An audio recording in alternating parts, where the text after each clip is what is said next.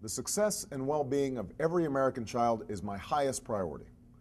And I'm running for president because I want every child to have the opportunities I did.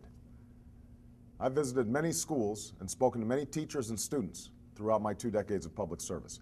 But one I'll always remember is my visit to Dodge Elementary School in Chicago just a few years ago. I was talking to a young teacher there, and I asked her what she saw as the biggest challenge facing her students. She gave me an answer that I'd never heard before.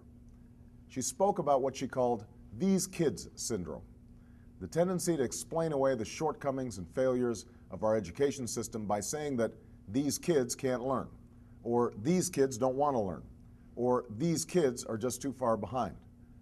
And after a while, these kids became somebody else's problem.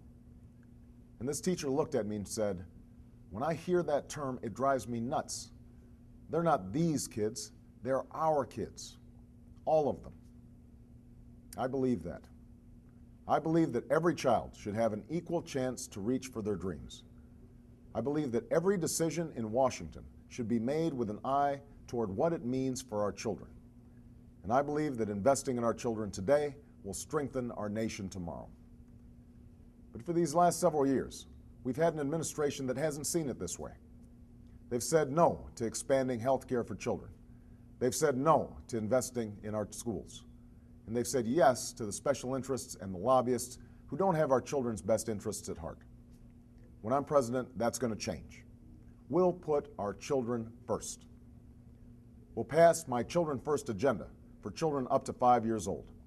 And we'll stop passing bills called No Child Left Behind that leave the money behind. Instead, we'll start making real investments in education from cradle to adulthood. Hard data shows we can double or triple our investment through reduced welfare rolls, lower health care costs, less crime, and higher job earnings.